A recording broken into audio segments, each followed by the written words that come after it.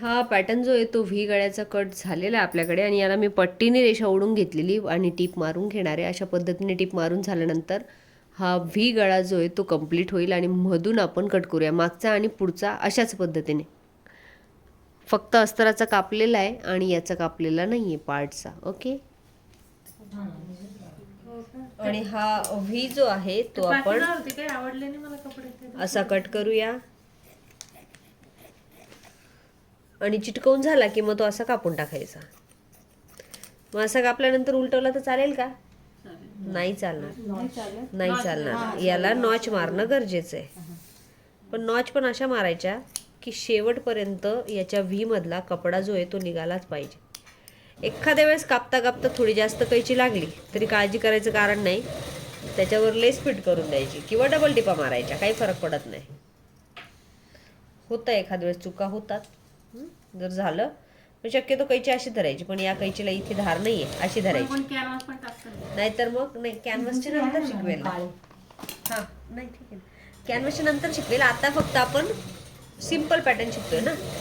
मग हा पलटी केला की असे दोनही पार्ट आपण आधी तयार करून घेणार. मग हा असा केला की इझी मध्ये व्ही तयार होतो. लगेचच तुम्हाला ती फिनिशिंग द्यायची गरज नाही. प्रेस करा, डापटीप करा, काही प्रॉब्लेम नाही. जे पाहिजे ते करा. आणि हा गळा बरोबर असा तयार झालेला आहे. असा पुढचा आणि मागचा रेडी. पूर्ण चौरस टिपा अगोदर मारून घ्यायच्या, नंतर आपण याला टक्स मारणार आहोत. टक्स कसे मारायचे मग तर तेही बघूया.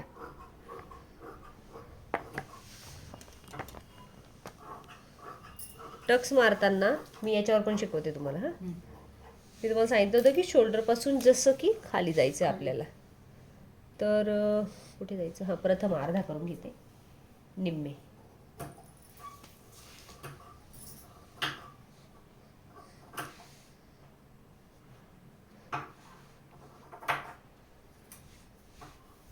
आणि हा पॅटर्न तुमचा असा दिसतोय. याला मग इथून शोल्डर पासून निम्मे करायचं, बरोबर. मग इकडे एक माप मिळेल, इथे पण एक मिळेल, समज टक्सची माप. आणि हा पॅटर्न कोणता आहे? पुढचा आहे. पुढच्याला उंची किती सांगितली? 3.5.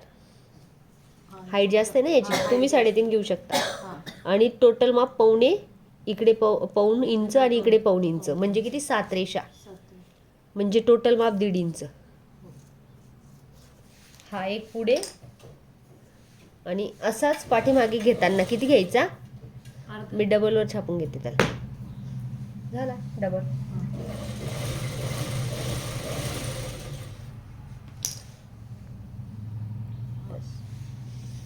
पॅटर्न बरोबर या पद्धतीने.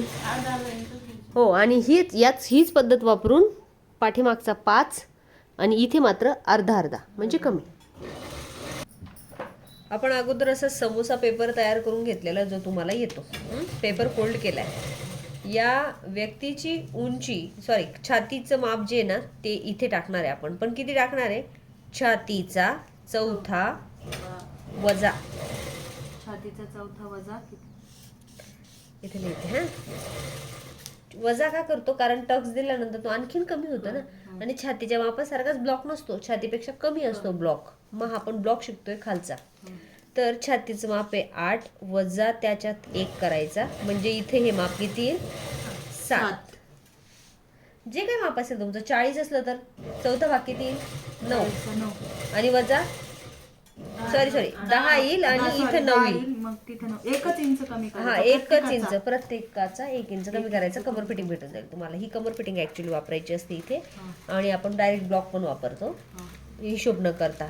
पण मी आता तुम्हाला छोटं सॅम्पल शिकवते. आणि इथे जी उंची येणार आहे कमरेच्या खालची, ती तुम्ही समजा सांगितली 37, तर 37 अधिक 1 घ्यायची. 1 इंच वाढवायचं. हां, आणि मग मी इथं 37 घेतली की असा टेप मी ठेवणार. आणि हा 37 इंच पर्यंत माझा जो पॅटर्न आहे तो असा धरून असा करून फक्त या पद्धतीने पेन अडकवून तुम्ही गोल केला तरी चालेल. या पद्धतीने गोल करायचा आहे. बघा जमतंय का करून? ही उंची घेतली. आता छोटा सॅम्पल बनवा. फक्त हे समजायचं की आपण हे माप 38 घेतले. 38. आपण आत्ता नाही घेतलेले, आपण आता पेपरवर घेऊ. बनवा तुम्ही. मला बनवून दाखवा.